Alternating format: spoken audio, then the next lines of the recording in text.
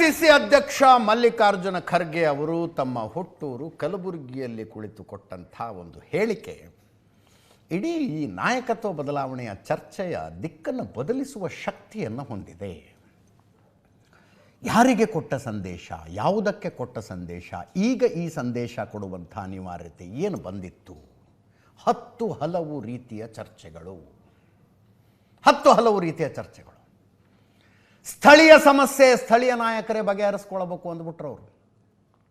ಇಲ್ಲಿ 2.5 ವರ್ಷಕ್ಕೆ ಅಧಿಕಾರ ಹಸ್ತಾಂತರದ ನಿರ್ಣಯ 2.5 ವರ್ಷದ ಹಿಂದೆ ಆಗಿತ್ತಾ, ಆಗಿರಲಿಲ್ವಾ, ಆಗಿತ್ತು ಅನ್ನೋದಾದರೆ ಯಾವ ಟರ್ಮ್ ಮೇಲೆ ಆಗಿತ್ತು, ಆ ಮಾತುಕತೆ ಆಗಿತ್ತು ಅನ್ನೋದಾದರೆ ಅದಾದಾಗ ಯಾರ್ಯಾರಿದ್ರು ಎಲ್ಲ ಚರ್ಚೆ ಆಗ್ತಾ ಇದೆ. ಇಲ್ಲಿ ಒನ್ ಫೈನ್ ಡೇ ಮುಖ್ಯಮಂತ್ರಿಗಳನ್ನು ಉಪಮುಖ್ಯಮಂತ್ರಿಗಳನ್ನು ವರಿಷ್ಠರು ದೆಹಲಿಗೆ ಕರೆಸ್ಕೊಳ್ತಾರೆ. ಅಲ್ಲೊಂದು ಮೀಟಿಂಗ್ ಆಗುತ್ತೆ. ಮೀಟಿಂಗಲ್ಲಿ ಏನೋ ಒಂದು ನಿರ್ಧಾರ ಆಗುತ್ತೆ. ಅಂದರೆ ತಕ್ಷಣಕ್ಕೆ ನಾಯಕತ್ವ ಬದಲಾವಣೆ ಆ ಥರದ ನಿರ್ಧಾರ ಅಲ್ಲ, ಯಾವಾಗ, ಏನು, ಅದರ ಮೊಡಾಲಿಟೀಸ್ ಹೆಂಗೆ, ಆ ಥರದ ನಿರ್ಧಾರಗಳಾಗುತ್ತೆ ಅಂತ ಎಲ್ಲರೂ ಕಾಯ್ಕೊಂಡು ಕೂತ್ಕೊಂಡಿದ್ರು. ಇಲ್ಲಿ ನೋಡಿದ್ರೆ ಯಾವ ದಿಲ್ಲಿನೂ ಇಲ್ಲ, ಏನೂ ಇಲ್ಲ. ಸ್ಥಳೀಯ ಸಮಸ್ಯೆ ಸ್ಥಳೀಯವಾಗಿ ಬಗೆಹರಿಸ್ಕೊಳ್ಬೇಕು ಅಂದ್ಬಿಟ್ರು. ಈ ಪ್ರಶ್ನೆ ಯಾಕೆ ಬಂತು? ಕೆಪಿಸಿಸಿ ಪದಾಧಿಕಾರಿಗಳ ಪರವಾಗಿ VR ಸುದರ್ಶನ್ ಅವರು ಮಲ್ಲಿಕಾರ್ಜುನ ಖರ್ಗೆ ಅವ್ರಿಗೂ ಒಂದು ಪತ್ರ ಬರೆದಿದ್ರು. ಕರ್ನಾಟಕದ ರಾಜಕೀಯ ಗೊಂದಲವನ್ನು ಆದಷ್ಟು ಬೇಗ ಬಗೆಹರಿಸಿ. ಮಾಧ್ಯಮಗಳು, ಜನ ದಿನ ಬೆಳಗಾದರೆ ಇದನ್ನೇ ಮಾತಾಡ್ತಿದ್ದಾರೆ.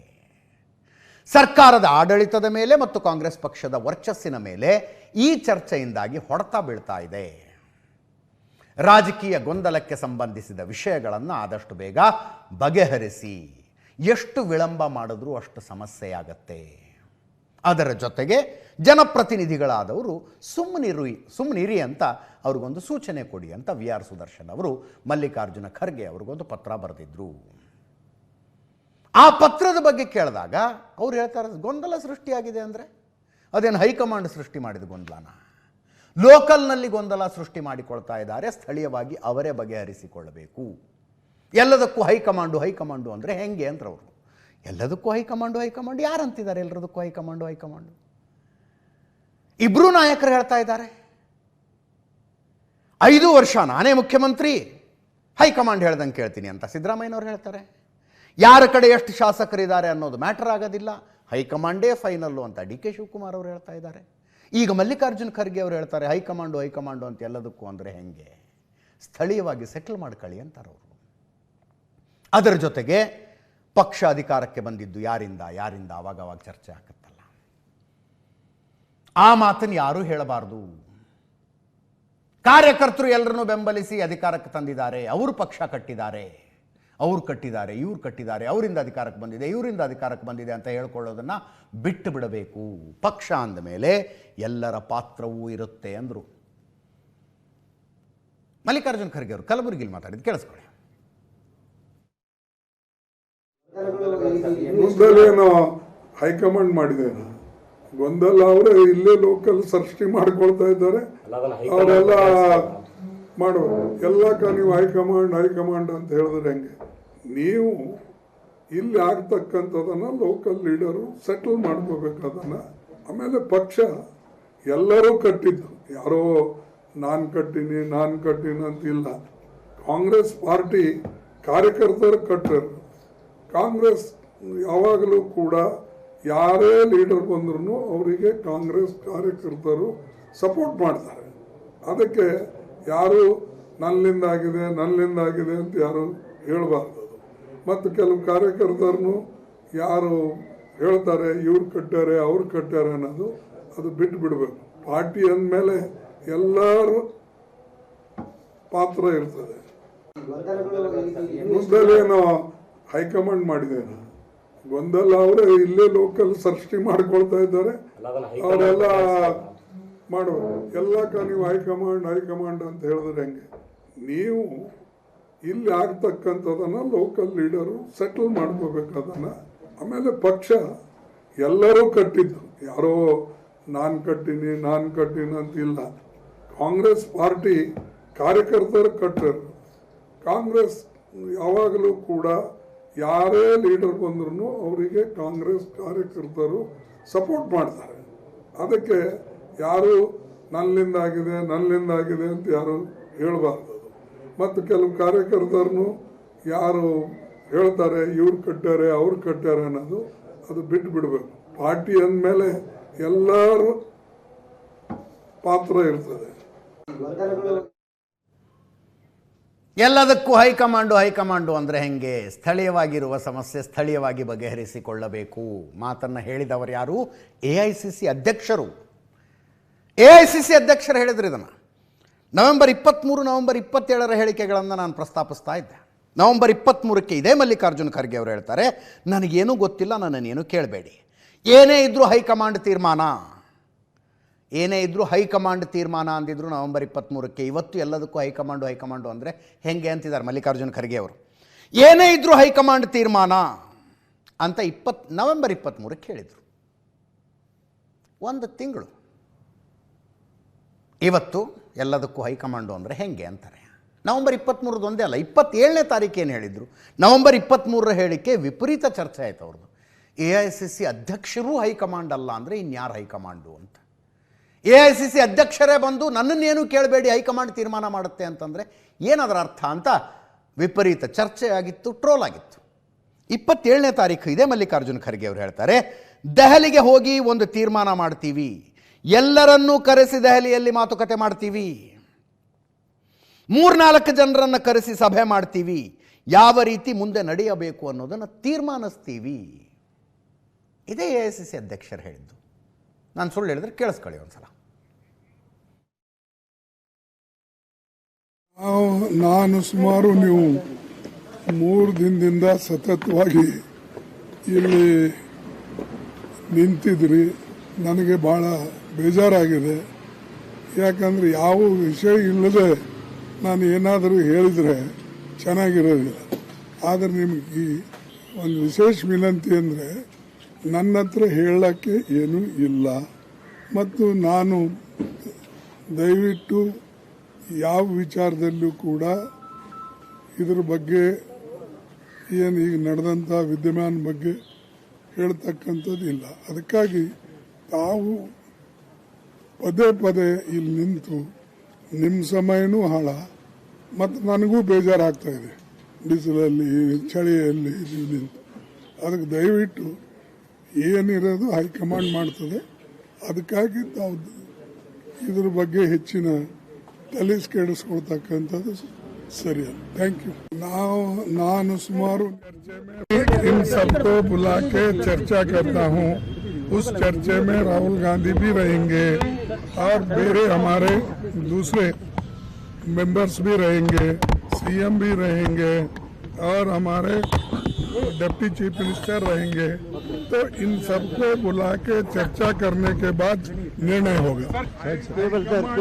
तो टीम है, अकेला नहीं रहता, टीम है. जब हमारी पूरे हाईकमांड की टीम बैठ के चर्चा करके निर्णय ಅಲ್ಲಿ ಕೂರಿಸ್ಕೊಂಡು ಮಾತಾಡ್ತೀವಿ ಅಂದವರು ಲೋಕಲ್ ಆಗಿ ಬಗೆಹರಿಸಿಕೊಳ್ಳಿ ಅನ್ನೋ ಹಂತಕ್ಕೆ ಬಂತು ಅಂದರೆ ಏನೋ ಒಂದಾಗಿದೆ ಅಂತ ಅರ್ಥ. ಈ ಸಮಸ್ಯೆ ನಮ್ಮ ಕೈಯಲ್ಲಿ ಬಗೆಹರಿಯುವಂಥದ್ದಲ್ಲ ಅಂತ ಅನ್ನಿಸ್ತಾ, ಒಂದು ಹೋಗಿ ಇನ್ನೊಂದಾಗತ್ತೆ ಅನ್ನುವ ಆತಂಕನ, ಅಥವಾ DK ಶಿವಕುಮಾರ್ ಅವರು ವಿಪರೀತ ಆಸಕ್ತಿ ವಹಿಸಿ ಮುಖ್ಯಮಂತ್ರಿ ಆಗಬೇಕು ಅಂತ ಓಡಾಡ್ತಿದ್ದಾರೆ. ಮೊದಲು ನೀವು ಸಿದ್ದರಾಮಯ್ಯನವರ ಬೆಂಬಲಿಗರ ವಿಶ್ವಾಸಕ್ಕೆ ತಗೊಂಡು ಬನ್ನಿ, ಅವ್ರನ್ನ ಕಾನ್ಫಿಡೆನ್ಸಿಗೆ ತಗೊಂಡು ಬನ್ನಿ ಅಂತ ಹೇಳುವ ಅರ್ಥವಾ? I don't know. ನಾನಾ ಅರ್ಥಗಳಿದ್ದಾವೆ ಇದರಲ್ಲಿ, ನಾನಾ ಅರ್ಥಗಳು. ಹೈಕಮಾಂಡು ನೀವೇ ಏನಾದ್ರು ಮಾಡ್ಕೊಳ್ಳಿ ಅಂತ ಕೈ ತೊಳ್ಕೊಂಡು ಬಿಡ್ತಾ ಅಂತಲೂ ಅನ್ಸುತ್ತೆ ಒಂದೊಂದು ಸಲ. ಏನಾದ್ರು ಮಾಡ್ಕೊಂಡು ಹೋಗ್ರಪ್ಪ ಅಂತ. ಸಮಸ್ಯೆ ಆಗತ್ತಿದು.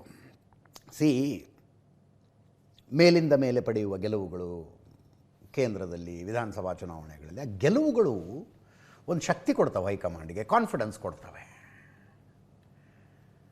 ಇದೇ ಸಮಸ್ಯೆ BJP ಆಡಳಿತದ ರಾಜ್ಯದಲ್ಲಾಗಿದ್ದರೆ ದಿಲ್ಲಿಯಿಂದ ಒಂದು ಹೆಸರು ಬರ್ತಿತ್ತು ಪಾರ್ಟಿ, ಇವರು ಇನ್ನು ಮೇಲಿಂದ ಅಂತ. ಮುಗೀತು. ಮಾಡಿಲ್ವಾ ಬೇರೆ ಬೇರೆ ರಾಜ್ಯಗಳಲ್ಲಿ? ಕಾಂಗ್ರೆಸ್ಸದ್ದು ಆ ರಿಸ್ಕ್ ತಗೊಳ್ಳೋ ಶಕ್ತಿ ಇಲ್ಲ. ಅದರ ಜೊತೆಗೆ ರಾಹುಲ್ ಗಾಂಧಿ ಅವರ ಸ್ವಭಾವ ಈ ಸಮಸ್ಯೆಗಳನ್ನು ಅಡ್ರೆಸ್ ಮಾಡೋದನ್ನು ಸಾಧ್ಯ ಆದಷ್ಟು ಪೋಸ್ಟ್ಪೋನ್ ಮಾಡ್ಕೊಂಡು ಹೋಗ್ತಾರೆ. ಇಲ್ಲ ನೀವು ಯಾರು ಬಗೆಹರಿಸಿ ನೀವೇ ಹ್ಯಾಂಡಲ್ ಮಾಡಿ ಅಂತಾರೆ.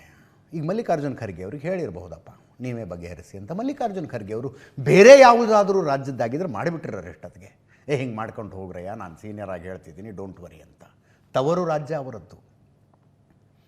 ಇಲ್ಲಿ AICC ಅಧ್ಯಕ್ಷರು ಸಿದ್ದರಾಮಯ್ಯನವರ ಪರವಾಗಿದ್ದಾರೆ ಅಂದರೆ ಡಿ ಕೆ ಶಿವಕುಮಾರ್ ಅವ್ರ ಕಡೆ ಅವ್ರಿಗೆ ಸಿಟ್ಟು ಬರುತ್ತೆ, ಡಿ ಕೆ ಶಿವಕುಮಾರ್ ಕಡೆ ಅವರಿದ್ದಾರೆ ಅಂದರೆ ಸಿದ್ದರಾಮಯ್ಯನವ್ರ ಕಡೆ ಅವ್ರಿಗೆ ಸಿಟ್ಟು ಬರುತ್ತೆ.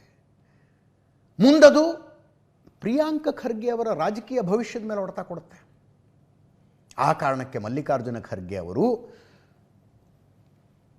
ಸ್ವಂತ ಏನು ಹೇಳ್ತೀವಿ ನಾವು ಸ್ಟ್ರಾಂಗ್ ಲೈಕ್ಸ್ ಆ್ಯಂಡ್ ಡಿಸ್ಲೈಕ್ಸ್ ತೋರಿಸೋದಕ್ಕಾಗೋದಿಲ್ಲ ಕರ್ನಾಟಕದ ವಿಷಯದಲ್ಲಿ. ಮಲ್ಲಿಕಾರ್ಜುನ ಖರ್ಗೆ ಅವರ ಈ ಹೇಳಿಕೆಯ ಬಗ್ಗೆ CM DCM ಇಬ್ಬರು ಮಾತಾಡಿದ್ರು, ಕೇಳಿಸ್ಕೊಳ್ಳಿ.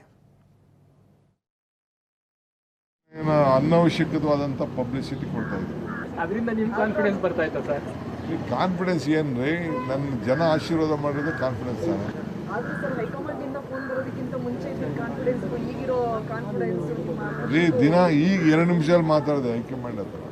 ಒನ್ಸ್ ಫಾರ್ ಆಲ್ ಹೇಳ್ತೀನಿ ನಾನು, ultimately high command has to take a decision. Rahul Gandhi ಅವರು ತೀರ್ಮಾನ ಮಾಡಬೇಕು, ಹೈಕಮಾಂಡ್ ತೀರ್ಮಾನ ಮಾಡಬೇಕು. ಅವ್ರು ಏನು ತೀರ್ಮಾನ ಮಾಡ್ತಾರೆ ಅದಕ್ಕೆ ಬದ್ಧ. ಈಗ ನಾನು ಮಾತಾಡಿದ್ದೀನಿ ಹೈಕಮಾಂಡ್ ಅವ್ರ ಜೊತೆ, ಅವ್ರು ಏನು ಹೇಳಿದ್ದಾರೆ, ನಾವು ತೀರ್ಮಾನ ಮಾಡ್ತೀವಿ ಅಂತ ಹೇಳಿದ್ದಾರೆ. ಹೈಕಮಾಂಡ್ ಅವ್ರು ಏನು ತೀರ್ಮಾನ ಮಾಡ್ತಾರೆ ಅದೇ ಸರ್ ಆಗ್ತಾ ಇರುವಂತದ್ದು. ಅದು ಯಾವಾಗ ಅನ್ನುವಂಥದ್ದು ನೀವು ಕಂಪ್ಲೀಟ್ ಅವ್ರು ಯಾವಾಗ ತೀರ್ಮಾನ ಮಾಡ್ತಾರೆ ನೀವು ಕಂಪ್ಲೀಟ್ ಸಿಎಂ ಅದು ಬೇರೆ ಪ್ರಶ್ನೆ. ಹೈಕಮಾಂಡ್ ಅವ್ರು ಏನ್ ತೀರ್ಮಾನ ಮಾಡ್ತಾರೆ ಹಂಗೆ. ಓಕೆ ಆಯ್ತು. ಈಗ ಸಮಸ್ಯೆನೇ ಇಲ್ವಲ್ಲ ಬಗೆಹರ್ಸಕ್ಕೆ. ಇದು ಯಾವ ಸಮಸ್ಯೆನೂ ಇಲ್ಲ, ನೀವು ಸಮಸ್ಯೆ ಕ್ರಿಯೇಟ್ ಮಾಡ್ತಾ ಇದ್ದೀರಿ. ನಾನೇನು ಹೇಳಬೇಕು ಹೇಳಿದ್ದೀನಿ, ಚೀಫ್ ಮಿನಿಸ್ಟರ್ ಹೇಳಬೇಕು ಏನು ಹೇಳಬೇಕು ಹೇಳಿದ್ದೀನಿ, ಖರ್ಗೆ ಸಾಹೇಬ್ರು ಏನು ಹೇಳಬೇಕು ಹೇಳಿದ್ದೀನಿ. ಯಾವ ಸಮಸ್ಯೆನೂ ಇಲ್ಲ, ಬಗೆಹರಿಸ್ಕೊಳ್ಳೋಕ್ಕೆ ನೀವು ತಲೆ ಕೆಡಿಸ್ಕೊಳಕ್ಕೆ ಹೋಗಬೇಡಿ. ಡಿ ಕೆ ಶಿವಕುಮಾರ್ ಅವರು ಮಾಧ್ಯಮಗಳಿಗೆ ಹೇಳಿಕೆಗಳನ್ನು ಕೊಡುವಾಗ ಎಕ್ಸ್ಟ್ರಾ ಕಾಷಿಯಸ್ ಆಗಿ ಕೊಡ್ತಾರೆ. ಸ್ಥಳೀಯವಾಗಿ ಬಗೆಹರಿಸಿಕೊಳ್ಳಿ ಅನ್ನುವ ಸೂಚನೆಯನ್ನು ಡಿ ಕೆ ಶಿವಕುಮಾರ್ ಅವರಿಗೆ ಹೈಕಮಾಂಡ್ ಈಗಾಗಲೇ ಕೊಟ್ಟಿರಬಹುದಾ? ಸಾಧ್ಯತೆ ಇದೆ. ಸ್ಥಳೀಯವಾಗಿ ಬಗೆಹರಿಸಿಕೊಳ್ಳಿ ಅಂದರೆ ಸಿದ್ದರಾಮಯ್ಯನವರ ಆಪ್ತರ ಬಳಗವನ್ನು ವಿಶ್ವಾಸಕ್ಕೆ ತಗೊಳ್ಳಿ ಅಂತ. 3 ದಿವಸದಲ್ಲಿ 2 ಸಲ KN ರಾಜಣ್ಣ ಅವ್ರನ್ನ ಭೇಟಿಯಾದರು ಡಿ ಕೆ ಶಿವಕುಮಾರ್ ಅವರು. ಸಿದ್ದರಾಮಯ್ಯನವರ ಸುತ್ತಲೂ ಇರುವ ಬೇರೆ ಯಾರಾದರೂ ಏನಾದರೂ ವಿಷಯ ಮಾತಾಡುವಾಗ ಅಳೆದು ತೂಗಿ ಹಂಗೆ ಮಾತಾಡ್ಬೋದು. KN ರಾಜಣ್ಣ ಅವ್ರಿಗೆ ಏನು ಹಿಂದೆ ಮುಂದೆ ಇಲ್ಲ, ಏನು ಹಿಂದೆ ಮುಂದೆ ಇಲ್ಲ. ಡಿ ಕೆ ಶಿವಕುಮಾರ್ ಅವರು ಮುಖ್ಯಮಂತ್ರಿ ಆಗೋದಕ್ಕೆ ನಿಮ್ಮ ಅಭಿಪ್ರಾಯ ಏನು ಅಂದರೆ, ಪಕ್ಷ ಸಂಘಟನೆ ಮಾಡಿ ಅಧಿಕಾರ ತಂದವರು ಅಧಿಕಾರಕ್ಕೆ ಬರಬೇಕು ಅನ್ನೋದಾದರೆ ಮೊದಲು ಪರಮೇಶ್ವರ್ ಅಧಿಕಾರಕ್ಕೆ ಬರಲಿ ಅಂದ್ರೆ ಅವರು ಇದೇ ಸ್ಟುಡಿಯೋದಲ್ಲಿ ಕೂತ್ಕೊಂಡು, ನಮ್ಮ ಸುವರ್ಣ ಸ್ಟುಡಿಯೋದಲ್ಲಿ ಕೂತ್ಕೊಂಡು ಹೇಳಿದ್ರು. 2013ರಲ್ಲಿ KPCC ಅಧ್ಯಕ್ಷರಾಗಿದ್ದವರು ಡಾಕ್ಟರ್ ಪರಮೇಶ್ವರ್ ಅವರ ನೇತೃತ್ವದಲ್ಲಿ ಚುನಾವಣೆಗೆ ಹೋಗಿ ಪಕ್ಷ ಅಧಿಕಾರಕ್ಕೆ ಬಂತು. ಅನ್ಫಾರ್ಚುನೇಟ್ಲಿ ಕೊರಟಗೆರೆಯಲ್ಲಿ ಸೋತುಬಿಟ್ರು ಅವರು CM ಆಗೋದು ಇನ್ನೂ ಬಾಕಿ ಇದೆ, ಆಮೇಲೆ ಡಿ ಕೆ ಶಿವಕುಮಾರ್ ಆಗಲಿ ಅಂತ. ಅಂಥ KN ರಾಜಣ್ಣನವರನ್ನು ಹೋಗಿ 2 ಸಲ ಭೇಟಿಯಾದರು. ಉದಾಹರಣೆಗೆ ನೋಡಿ ನೀವು, ಜಮೀರ್ ಅಹಮದ್ ಖಾನ್ರನ್ನು ನವೆಂಬರ್ 25ಕ್ಕೆ ಭೇಟಿಯಾಗಿದ್ದಾರೆ. ಸತೀಶ್ ಜಾರಕಿಹೊಳಿ ಅವರನ್ನು ನವೆಂಬರ್ 29ಕ್ಕೆ ಭೇಟಿ. MB ಪಾಟೀಲ್ರನ್ನು ಈ ತಿಂಗಳು 7ನೇ ತಾರೀಕು ಭೇಟಿ. KN ರಾಜಣ್ಣ ಅವರನ್ನು 20ಕ್ಕೆ ಸಲ ಭೇಟಿಯಾದರು, ಇವತ್ತು 22, ಇವತ್ತೊಂದು ಸಲ ಭೇಟಿಯಾದರು. ಈ ಭೇಟಿಯಲ್ಲಿ ಮಾತುಕತೆಗಳು ಅಂತ ಏನಾಗಿರಬಹುದು? ಏನು ನಿಷ್ಠೆ ಬದಲಾಯಿಸಿ ಅಂತ ಕೇಳೋದಕ್ಕಾಗತ್ತಾ ಇದರಲ್ಲಿ? ಡಿ ಕೆ ಶಿವಕುಮಾರ್ ಅವರು ಹೋಗಿ ಸಿದ್ದರಾಮಯ್ಯನವ್ರ ಜೊತೆಗೆ ಇರಬೇಡಿ, ನನ್ನ ಜೊತೆಗೆ ಬಂದು ಬಿಡಿ ಇನ್ನು ಮುಂದೆ ಅಂತ ಹೇಳೋದಕ್ಕಾಗತ್ತಾ? ಹಂಗೆ ಹೇಳೋಕ್ಕಾಗಲ್ಲ. ಅಬ್ಬಬ್ಬ ಅಂದರೆ ಏನು ಹೇಳಿರ್ಬೋದು? ನೀವು ಸಿದ್ದರಾಮಯ್ಯನವರ ಕಟ್ಟರ್ ಬೆಂಬಲಿಗರು ಅಂತ ನನಗೂ ಗೊತ್ತು. ನಾಳೆ ಅಕಸ್ಮಾತ್ ಹೈಕಮಾಂಡ್ ನನ್ನ ಪರವಾಗಿ ತೀರ್ಮಾನ ತಗೊಂಡ್ರೆ ವಿರೋಧಿಸೋದಕ್ಕೆ ಹೋಗಬೇಡಿ, ನೀವು ಸಿದ್ದರಾಮಯ್ಯನವ್ರ ಜೊತೆಗೆ ಇರಿ, ಪರವಾಗಿಲ್ಲ, ನನಗೇನು ಬೇಜಾರಿಲ್ಲ. ಅಕಸ್ಮಾತ್ ನಾಳೆ ಹೈಕಮಾಂಡ್ ನನ್ನ ಪರವಾಗಿ ಏನಾದ್ರು ತೀರ್ಮಾನ ತಗೊಂಡ್ರೆ ವಿರೋಧಿಸುವುದಕ್ಕೆ ಹೋಗಬೇಡಿ. ರಾಜಕೀಯ ಭವಿಷ್ಯ ನನಗೂ ಇದೆ, ನಿಮಗೂ ಇದೆ. ನಿಮ್ಮ ರಾಜಕೀಯ ಭವಿಷ್ಯವನ್ನು ಮುಂದುವರಿಸುವಂತೆ ಎಲ್ಲ ಸಹಕಾರ ನಾನು ಕೊಡ್ತೀನಿ ನಿಮಗೆ ಅಂತ ಹೇಳಿರ್ತಾರೆ ಅಲ್ವಾ? ಅಷ್ಟೇ ಹೇಳಿರೋದಕ್ಕೆ ಸಾಧ್ಯ. ಉಳಿದಂತೆ ಹೊರಗೆ ಬಂದು ನಾವು ನಮ್ಮ ಪಕ್ಷದವ್ರಿ, ನಾವು ಅವ್ರನ್ನ ಭೇಟಿಯಾಗೋದು ಏನು, ಅದರಲ್ಲಿ ಏನು ವಿಶೇಷ ಇದೆ ಅಂತಿರ್ತಾರೆ, ಅಂದಿದ್ದಾರೆ. KN ರಾಜಣ್ಣ ಅವ್ರನ್ನ ಆ್ಯಕ್ಚುಲಿ 20ನೇ ತಾರೀಕು ಭೇಟಿಯಾದಾಗ ಅಲ್ಲೇನು ಮಾತುಕತೆ ಆಗುವ ಸನ್ನಿವೇಶವೇ ಇರಲಿಲ್ಲ ಅಂತ ಹೇಳ್ತಾರೆ. ಕೇಳಿದೆ ನಾನು ಏನೇನಾಯಿತು ಅಂತ. ಮಾತುಕತೆ ನಡೆಸೋ ಸನ್ನಿವೇಶವೇ ಇರಲಿಲ್ಲ ಅಂತ. ಕೆ ಎನ್ ರಾಜಣ್ಣ ಅವರು ಸ್ವಲ್ಪ ಏನು ಮೂಡ್ ಅಪ್ಸೆಟ್ಟಲ್ಲೇ ಇದ್ದರು. ನನಗೆ ಹಂಗೆ ಮಾಡಿದ್ರಿ, ಹಿಂಗೆ ಮಾಡಿದ್ರಿ, ನನ್ನ ವಿರುದ್ಧ ಆ ಕೆಲಸ ಮಾಡಿದ್ರಿ, ಈ ಕೆಲಸ ಮಾಡಿದ್ರಿ ಎಲ್ಲ ಹೇಳಿರ್ತಾರೆ. ಕೆ ಎನ್ ರಾಜಣ್ಣವ್ರಿಗೆ ಈಗ ಅಂದರೆ ಹಠಕ್ಕೆ ಬಿದ್ದಿದ್ದಾರೆ ಅಂತಲ್ಲ, ಮತ್ತು ವಾಪಸ್ ಕ್ಯಾಬಿನೆಟ್ಟಿಗೆ ಬರೋದಕ್ಕೆ ಸಾಧ್ಯ ಆದರೆ ಬಂದು ಬಿಡೋಣ ಅನ್ನೋ ಮೂಡಲ್ಲಿದ್ದಾರೆ ಅವರು. ಶತಾಯಗತಾಯ ಪ್ರಯತ್ನ ಪಡ್ತಿದ್ದಾರೆ ಅಂತ ಹೇಳೋದಕ್ಕಾಗೋದಿಲ್ಲ. ದೆಹಲಿ ವರಿಷ್ಠರು ಟೈಮ್ ಕೇಳಿದ್ದಾರೆ, ಅವರು ಟೈಮ್ ಕೊಟ್ಟರೆ ಇವ್ರು ಹೋಗಿ ಬರ್ತಾರೆ. ಟೈಮ್ ಕೊಡ್ತಿಲ್ಲ ಅವ್ರಿಗಷ್ಟೇ, ಮತ್ತು ವಾಪಸ್ ಕ್ಯಾಬಿನೆಟ್ಟಿಗೆ ಬರಬೇಕು ಅನ್ನೋ ಪ್ರಯತ್ನದಲ್ಲಿದ್ದಾರೆ.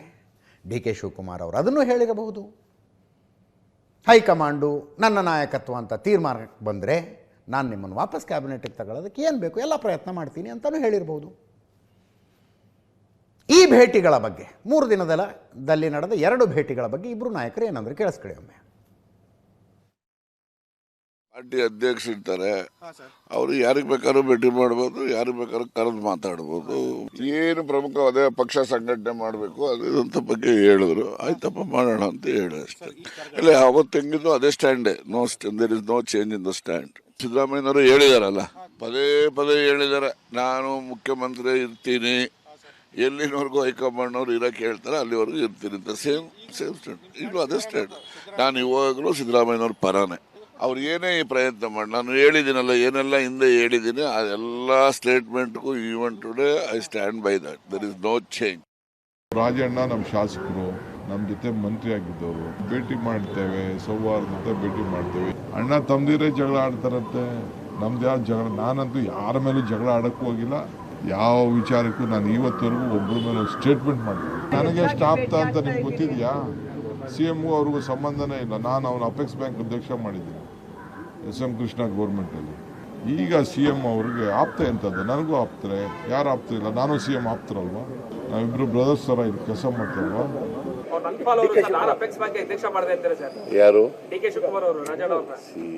ಅಧಿಕಾರದಲ್ಲಿದ್ದಾಗ ನಾನು ಮಾಡಿದೆ ಅವ್ರು ಮಾಡಿದೆ ಅನ್ನೋದು ಮುಖ್ಯ ಅಲ್ಲ. SM ಕೃಷ್ಣ ಅವರು ಮುಖ್ಯಮಂತ್ರಿ ಇದ್ದರು, ಅದರಿಂದ ಸರ್ಕಾರ ಮಾಡಿತ್ತು, ಅದ್ರ ಪ್ರಶ್ನೆ ಬರೋದೇ ಇಲ್ಲ. ಅವ್ರು ಮಾಡೋದು ಇವರು ಮಾಡೋದು ಅನ್ನೋ ಪ್ರಶ್ನೆ. ಈ ಮಧ್ಯದಲ್ಲಿ ಒಂದು ಚರ್ಚೆ ಆವಾಗ ಬರ್ತಿತ್ತು, ಈಗ ಕಡಿಮೆ ಆಗಿದೆ ಅದು. ಅಕಸ್ಮಾತ್ ಸಿದ್ದರಾಮಯ್ಯನವರು ಮುಖ್ಯಮಂತ್ರಿ ಸ್ಥಾನದಿಂದ ಕೆಳಗಿಳಿಯೋದೇ ಆದರೆ ಡಿ ಕೆ ಶಿವಕುಮಾರ್ ಅವ್ರನ್ನ ಹೊರತುಪಡಿಸಿ ಇನ್ಯಾರನ್ನೂ ಮುಖ್ಯಮಂತ್ರಿ ಮಾಡಿ ಅಂತ ಅವರ ಕಡೆಯವರು ಹೇಳೋದು, ಅಥವಾ ಇನ್ನೊಬ್ಬರು ನಾನೇ ಯಾಕ್ರಿ CM ಆಗಬಾರ್ದು ಅಂತ ಎದ್ದು ನಿಂತ್ಕೊಳ್ಳೋ ಸಾಧ್ಯತೆ ಎಷ್ಟಿದೆ ಅನ್ನೋದು ಈಗ ಕಡಿಮೆ ಆಗಿದೆ ಆ ಚರ್ಚೆ. ಯಾರು ಅಂತ ಬಂದಾಗ ಸತೀಶ್ ಜಾರಕಿಹೊಳಿ, ಡಾಕ್ಟರ್ ಪರಮೇಶ್ವರ್ ಹೆಸರು ಬರ್ತಿತ್ತು. ಡಾಕ್ಟರ್ ಪರಮೇಶ್ವರ್ ಹೆಸರು ಇಂಟ್ರೆಸ್ಟಿಂಗ್ಲಿ ಮುಂಚೂಣಿಯಲ್ಲಿರ್ತಾ ಇದ್ದದ್ದು. ಆ ಡಾಕ್ಟರ್ ಪರಮೇಶ್ವರು ಮಲ್ಲಿಕಾರ್ಜುನ್ ಖರ್ಗೆ ಅವ್ರನ್ನ ಬಂದು ಭೇಟಿಯಾದರು. KPCC ಮಾಜಿ ಅಧ್ಯಕ್ಷರು, AICC ಹಾಲಿ ಅಧ್ಯಕ್ಷರ ಭೇಟಿ ಇದು. ಅದಾದಮೇಲೆ ನಮ್ಮ ಮನೆ ವಿಷಯ ಮಾತಾಡೋದಕ್ಕೆ ಬಂದಿದ್ದೆ ಅಂದ್ರೆ ಅದೇನೋ ಗೊತ್ತಿಲ್ಲ ನನಗೆ. Let us not go deep into it. ಭೇಟಿಯಾಗಿ ಬಂದ ನಂತರ ಏನು ಹೇಳಿದ್ರು ಕೇಳಿಸ್ಕೊಳ್ಳಿ. ಖರ್ಗೆ ಸಾಹೇಬರು ನಮ್ಮದು ಎಲ್ಲ ಒಂದು ಫ್ಯಾಮಿಲಿ. ನಾನು ಆ ಫ್ಯಾಮಿಲಿ ವಿಚಾರಗಳನ್ನು ಮಾತಾಡ್ಕೊಂಡು ಬಂದಿದ್ದೇನೆ ವಿನಃ ಯಾವುದೇ ರಾಜಕೀಯ ಮಾತಾಡಿಲ್ಲ. ಆಯಿತಾ? ನಮಗೆ ನಮ್ಮ ಸಂಬಂಧವೇ ಬೇರೆ, ಆದ್ದರಿಂದ ನಮ್ಮ ಮನೆಯ ವಿಚಾರಗಳನ್ನು ಮಾತಾಡಿದ್ದೇನೆ ವಿನಃ ಯಾವುದೇ ರಾಜಕೀಯ ವಿಚಾರವನ್ನು ನಾನು ಮಾತಾಡಿಲ್ಲ. ಅವ್ರು ಹೇಳಿದ ಮೇಲೆ, ನಮ್ಮ AICC ಅಧ್ಯಕ್ಷರು ಹೇಳಿದ ಮೇಲೆ ಅದಕ್ಕೆ ನಾವು ಎಲ್ಲ ರೀತಿಯ ಗೌರವವನ್ನು ಕೊಡ್ತೇವೆ. ಅವರು ಯಾವ ಅರ್ಥದಲ್ಲಿ ಹೇಳಿದಾರೋ, ಏನು ಸೂಚನೆ ಕೊಡ್ತಾರೋ ಮುಂದೆ ಗೊತ್ತಿಲ್ಲ. ಆದರೆ ಅವರು ಹೇಳಿದ ಮೇಲೆ ಅದನ್ನು ಕೇಳಲೇಬೇಕಲ್ಲ ನಾವೆಲ್ಲರೂ ಕೂಡ. ಹೇಳಿದ ಮೇಲೆ ಅದಕ್ಕೆ ಇಲ್ಲೇ ಬಗೆಹರಿಸ್ಕೊಳ್ಳೋದಿದ್ದರೆ ಒಳ್ಳೆಯದು, ಇಲ್ಲೇ ಬಗೆಹರಿಸ್ಕೋಬೇಕು. ಇದು ಗೊಂದಲ ಇದ್ದರೆ ಅದನ್ನು ಬಗೆಹರಿಸ್ಕೊಂಡು ನಾವು ಅದನ್ನು ಸರಿ ಮಾಡಿಕೊಂಡು ಜನರಿಗೆ ಆಡಳಿತ ಕೊಡಬೇಕು ಅನ್ನೋದು ಅಷ್ಟೇ ನಮ್ಮದು. 25ನೇ ತಾರೀಕು ಚಿತ್ರನಟ ಸುದೀಪ್ ಅವರ ಮಾರ್ಕ್ ಸಿನಿಮಾ ರಿಲೀಸ್ ಆಗ್ತಾ ಇದೆ. ಇನ್ನು 3 ದಿನಕ್ಕೆ ಅದರದ್ದು ಪ್ರೀ ರಿಲೀಸ್ ಇವೆಂಟ್ಸ್ ಮಾಡ್ತಾ ಇದ್ದಾರೆ. ಅದರ ಭಾಗವಾಗಿ ಸುದೀಪ್ ಅವರು ಹುಬ್ಬಳ್ಳಿಲಿದ್ದರು. ಹುಬ್ಬಳ್ಳಿಯಲ್ಲಿ ಅವರು ಮಾಡಿದ ಒಂದು ಭಾಷಣ ವಿಪರೀತ ಚರ್ಚೆ ಆಗ್ತಾ ಇದೆ. ಏನಂತಾರವರು? ಡಿಸೆಂಬರ್ 25ಕ್ಕೆ ಥಿಯೇಟರ್ನಲ್ಲಿ ಒಂದು ಸಿನಿಮಾ ಬಿಡುಗಡೆ ಆಗತ್ತೆ, ಅವ್ರದ್ದೇ ಮಾರ್ಕ್. ಆದರೆ ಹೊರಗಡೆ ಒಂದು ಪಡೆ ಯುದ್ಧಕ್ಕೆ ರೆಡಿ ಆಗ್ತಿದೆ. ನಾವು ಯುದ್ಧಕ್ಕೆ ಸಿದ್ಧ, ಮಾತಿಗೆ ಬದ್ಧ. ಕೆಲವೊಮ್ಮೆ ನನಗನ್ಸುತ್ತೆ ಸೈಲೆಂಟ್ ಆಗಿರೋದು ಒಳ್ಳೆಯದೋ ಕೆಟ್ಟದ್ದೋ ಗೊತ್ತಿಲ್ಲ. ಆದರೆ ನಿಮಗೋಸ್ಕರ, ನನ್ನ ಸ್ನೇಹಿತರು ನೀವೆಲ್ಲ ಚೆನ್ನಾಗಿರಬೇಕು ಅನ್ನೋ ಒಂದೇ ಒಂದು ಕಾರಣಕ್ಕೋಸ್ಕರ, ನಾವೆಲ್ಲರೂ ಒಳ್ಳೆ ಹೆಸರಿನಲ್ಲಿರಬೇಕು ಅನ್ನೋ ಒಂದೇ ಒಂದು ಕಾರಣಕ್ಕೆ ಬಾಯಿ ಎಲ್ಲದನ್ನು ಮುಚ್ಕೊಂಡಿದ್ದೀನಿ ಹೊರತು ಬಾಯಿ ಇಲ್ಲ ಅಂತಲ್ಲ ಅಂದರು. ಇದೇನಿದು? 25ನೇ ತಾರೀಕು ಒಂದು ಸಿನಿಮಾ ಥಿಯೇಟರ್ನಲ್ಲಿ ರಿಲೀಸ್ ಆಗ್ತಾ ಇದೆ, ಆದರೆ ಹೊರಗಡೆ ಒಂದು ಪಡೆ ಯುದ್ಧಕ್ಕೆ ರೆಡಿ ಆಗ್ತಿದೆ ಅಂದರೆ ಏನರ್ಥ? ಸುದೀಪ್ಗೂ ದರ್ಶನ್ಗೂ ಇರುವ ಆ ಸ್ಟಾರ್ ವಾರು, ಫ್ಯಾನ್ ವಾರು ಅದೆಲ್ಲ ನಿಮ್ಗೆ ಗೊತ್ತಿದೆ. ಒಂದು ಪಡೆ ಯುದ್ಧಕ್ಕೆ ತಯಾರಾಗ್ತಿದೆ ಅಂದ ತಕ್ಷಣ ಈಗ ದರ್ಶನ್ ಅಂತೂ ಮಾತಾಡೋಕ್ಕಾಗೋದಿಲ್ಲ. Is in jail in murder case. Vijayalakshmi Darshan ಅವರ ಪತ್ನಿ, ಅವರು ದಾವಣಗೆರೆಯಲ್ಲಿ ಮಾತಾಡಿದ್ರು. ಅವರು ನೇರವಾಗಿ ಅಂದರೆ ಸುದೀಪ್ ಮಾತಾಡಿದ್ದು ದರ್ಶನ್ ಬಗ್ಗೆನೇ ಅನ್ನುವ ರೀತಿಯಲ್ಲಿ ತಗೊಂಡು ಹೇಳಿದರು ಅವರು. ಕೆಲವರು ಮಾತಾಡ್ತಿದ್ದಾರೆ, ದರ್ಶನ್ ಹೊರಗಡೆ ಇದ್ದಾಗ ಅವರು ಬೆಂಗಳೂರಿನಲ್ಲಿ ಇದ್ದದ್ದು ಗೊತ್ತಾಗ್ತಿರಲಿಲ್ಲ, ಇಲ್ಲದೇ ಇದ್ದದ್ದು ಗೊತ್ತಾಗ್ತಿರಲಿಲ್ಲ. ಈಗ ಭಾಳ ಮಾತಾಡ್ತಿದ್ದಾರೆ ಅನ್ನೋ ಥರ. ಕೇಳಿಸ್ಕೊಳ್ಳಿ ಎರಡು. 25ಕ್ಕೆ ಥಿಯೇಟ್ರಲ್ಲಿ ಒಂದು ಸಿನಿಮಾ ಬಿಡುಗಡೆ ಆಗುತ್ತೆ, ಆದರೆ ಹೊರಗಡೆ ಒಂದು ಪಡೆ ಯುದ್ಧಕ್ಕೆ ರೆಡಿ ಆಗ್ತಾ ಇದೆ. ಈ ವೇದಿಕೆ ಮೇಲಿಂದ ಹೇಳ್ತಾ ಇದ್ದೀನಿ, ಯುದ್ಧಕ್ಕೆ ಸಿದ್ಧ. ಯಾಕಂದ್ರೆ ನಾವು ನಮ್ಮ ಮಾತಿಗೆ ಬದ್ಧ. ಕೆಲವೊಮ್ಮೆ ನನಗನ್ಸುತ್ತೆ ಸೈಲೆಂಟ್ ಆಗಿರೋದು ಒಳ್ಳೆಯದೋ ಕೆಟ್ಟದೋ ಗೊತ್ತಿಲ್ಲ, ಆದರೆ ನಿಮಗಳಿಗೋಸ್ಕರ, ನನ್ನ ಸ್ನೇಹಿತರು ನೀವೆಲ್ಲ ಚೆನ್ನಾಗಿರಬೇಕು ಅನ್ನೋ ಒಂದೇ ಒಂದು ಕಾರಣಕ್ಕೋಸ್ಕರ ನಾವೆಲ್ಲರೂ ಒಳ್ಳೆಯ ಹೆಸರಲ್ಲಿ ಇರಬೇಕು ಅನ್ನೋ ಒಂದೇ ಕಾರಣಕ್ಕೆ ನಾನು ಬಾಯಿ ಎಲ್ಲದನ್ನು ಮುಚ್ಕೊಂಡಿದ್ದೆ ಹೊರತು ಬಾಯಿ ಇಲ್ಲ ಅಂತಲ್ಲ. ಬಹಳಷ್ಟು ಕಲ್ಲಿನ ತೋರಾಟ ನನ್ನಿಂದ, ನನ್ನ ಸಹನೆಯಿಂದ ನಿಮ್ಗಳ ಮೇಲೆ ಬೀಳ್ತಾನೆ ಇರುತ್ತೆ. ಅದನ್ನು ತಾವು ತಡ್ಕೊಂಡು ಬರ್ತಾನೆ ಇದ್ದೀರಿ. ಈಗ ಹೇಳ್ತಾ ಇದ್ದೀನಿ, ತಡೆಯೋ ತನಕ ತಡೀರಿ, ಮಾತಾಡೋ ಟೈಮಲ್ಲಿ ಮಾತಾಡಿ. ಕೆಲವೊಂದು ವ್ಯಕ್ತಿಗಳು ದರ್ಶನ್ ಅವ್ರು ಇಲ್ಲದೆ ಇದ್ದಾಗ ಅವ್ರ ಬಗ್ಗೆ, ಹಾಗೆ ಅವ್ರ ಫ್ಯಾನ್ಸ್ ಬಗ್ಗೆ ವೇದಿಕೆ ಮೇಲೆ ಹೋಗೋದು, ನಿಂತ್ಕೊಂಡು ಮಾತಾಡೋದು, ಚಾನೆಲ್ ಮೀಡಿಯಲ್ಲಿ ಕೂತ್ಕೊಂಡು ಮಾತಾಡೋದು, ಹೊರ ಕೂತ್ಕೊಂಡು ಮಾತಾಡೋದು ಎಲ್ಲ ಮಾಡ್ತಿದ್ದಾರೆ. ಅದೇ ಜನಗಳು ದರ್ಶನ್ ಅವ್ರು ಇದ್ದಾಗ ಅವ್ರು ಬೆಂಗಳೂರಲ್ಲಿ ಇರ್ತಾರಾ ಇಲ್ವಾ ಅಂತಾನೆ ಗೊತ್ತಾಗಲ್ಲ, ಎಲ್ಲಿ ಮಾಯ ಆಗ್ತಾರೆ ಅಂತಾನೂ ಗೊತ್ತಾಗಲ್ಲ. ದರ್ಶನ್ ಅವ್ರು ಹೇಳಿರೋ ಹಾಗೆ ಯಾರು ಏನೇ ಮಾತಾಡಿದ್ರು ನಾವು ನೊಂದ್ಕೊಳ್ಳಲ್ಲ, ಕೋಪ ಮಾಡ್ಕೊಳ್ಳಲ್ಲ. ಇಂಪಾರ್ಟೆಂಟ್ ನಿಮ್ಮ ಪ್ರೀತಿ ಹಾಗೂ ಬೆಂಬಲ ಮಾತ್ರ. ಸೊ ನೀವುಗಳು ಹಾಗೆ ಬೇಜಾರು ಮಾಡ್ಕೋಬೇಡಿ, ಕೋಪ ಮಾಡ್ಕೋಬೇಡಿ.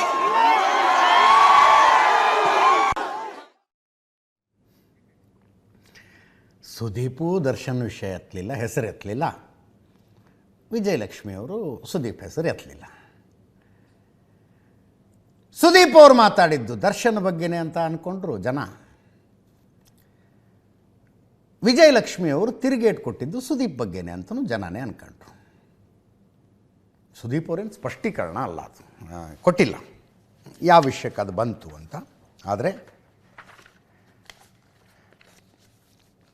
ಇನ್ನೊಂದು ಯಾವುದೋ ಅಂದರೆ ಬೇರೆ ಯಾವುದೋ ಒಂದು ಖಾಸಗಿ ಚಾನಲ್ಗೆ ಮಾತಾಡಿದ್ರಂತೆ, ಪೈರಸಿ ವಿಷಯ ನಾನು ಮಾತಾಡ್ತಾ ಇದ್ದದ್ದು ಅಂತ ಅವ್ರು ಬೆಂಬಲಿಗರು ಓಪನ್ ಆಗಿ ಹೇಳ್ತಿದ್ದಾರೆ, ಪೈರಸಿ ವಿಷಯ ಮಾತಾಡಿದ್ದು ಅಂತ. ಕೇಳಿಸ್ಕೊಳ್ಳಿ ಒಮ್ಮೆ. ಫಸ್ಟ್ ಆಫ್ ಆಲ್ ಸುದೀಪ್ ಅಣ್ಣ ಬಂದು ಯಾರೋ ಒಬ್ಬರು ಸ್ಟಾರ್ ನಟರ ವಿರುದ್ಧ ಆಗಲಿ ಅಥವಾ ಯಾವುದೋ ಒಂದು ಫಿಲಿಮ್ ವಿರುದ್ಧ ಆಗಲಿ ಮಾತಾಡಿದ್ದಲ್ಲ. ಸರಿ, ಸೊಪ್ಪು ಪೈರಸಿಯವರು ನಿಮ್ಗೆ ಹೆಚ್ಚಿನ ಕಾಟ ಕೊಡ್ತಾರೆ. ಯಾಕಂದರೆ ಸುದೀಪ್ ಅಣ್ಣವರಿಗೆ ದೊಡ್ಡ ವಿರೋಧಿಗಳು ಯಾರು ಇದ್ರೆ ಅದು ಪೈರಸಿ. ಯಾರೋ ಒಬ್ಬರು ಸ್ಟಾರ್ಸು ಅಲ್ಲ, ಬೇರೆಯವರು ಅಲ್ಲ, ಅವರಲ್ಲ, ಎಲ್ಲರೂ ಸೇರಿ ಯುದ್ಧಕ್ಕೆ ರೆಡಿ ಆಗಬೇಕಾಗಿದೆ ಅಂತ ಹೇಳಿದ್ದು.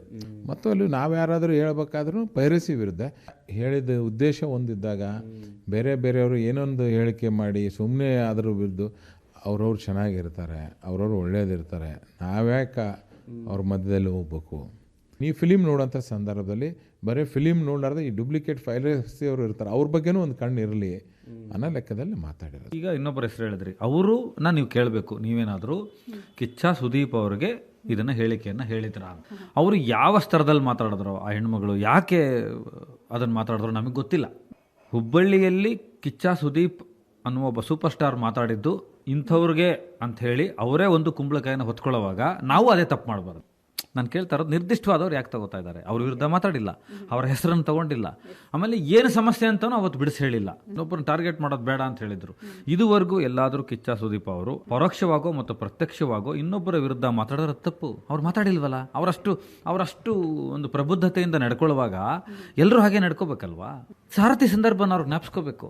ದರ್ಶನ್ ಅವರು ಮೊದಲ ಬಾರಿಗೆ ಜೈಲಿಗೆ ಹೋಗ್ತಾರೆ ಅಲ್ವಾ, ಆಗ ಸಾರಥಿ ಅಂತ ಒಂದು ಸಿನಿಮಾ ಬರುತ್ತೆ, ಆ ಸಿನಿಮಾಗೆ ಸಪೋರ್ಟ್ ಮಾಡಿದವ್ರು ಯಾರು? ಇವತ್ತು ಅವರ ಸಹೋದರನೇ ಹೇಳ್ಕೊಂಡಿದ್ದಾರಲ್ವಾ, ಎಲ್ಲರೂ ಅವರು ಇಡೀ ಬೆಳಗ್ಗೆ ಹೇಳ್ಕೊಂಡಿದ್ದೆ ಅಲ್ವಾ.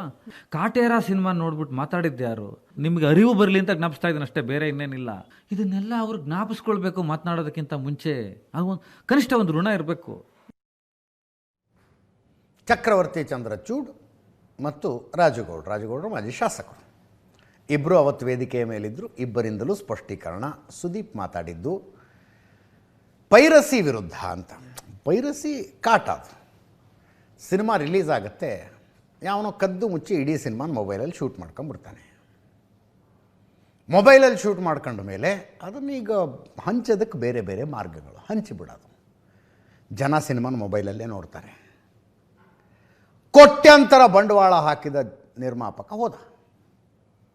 ಅದರ ವಿರುದ್ಧ ಸುದೀಪ್ ಅವರು ಮಾತಾಡಿದ್ದು ಅನ್ನೋದೊಂದು ಸ್ಪಷ್ಟೀಕರಣ ಇದೆ. ಇರಲಿ, ಇದಕ್ಕೆ ಜಾಸ್ತಿ ಹೋಗೋದು ಬೇಡ. ವಿಜಯಲಕ್ಷ್ಮಿ ಅವರು ಅವರ ಯಜಮಾನರದ್ದು ಸಿನಿಮಾ ಒಂದು ರಿಲೀಸ್ ಆಗಿದೆ, ಡೆವಿಲ್ ಅಂತ. ಅದರದ್ದು ಪ್ರಚಾರದಲ್ಲೆಲ್ಲ ಓಡಾಡ್ತಿದ್ದಾರೆ. ಸುದೀಪ್ ಅವ್ರದ್ದು ರಿಲೀಸ್ ಆಗೋದಿದೆ 25ನೇ ತಾರೀಕು. ಇಬ್ಬರಿಗೂ ಆಲ್ ದ ಬೆಸ್ಟ್.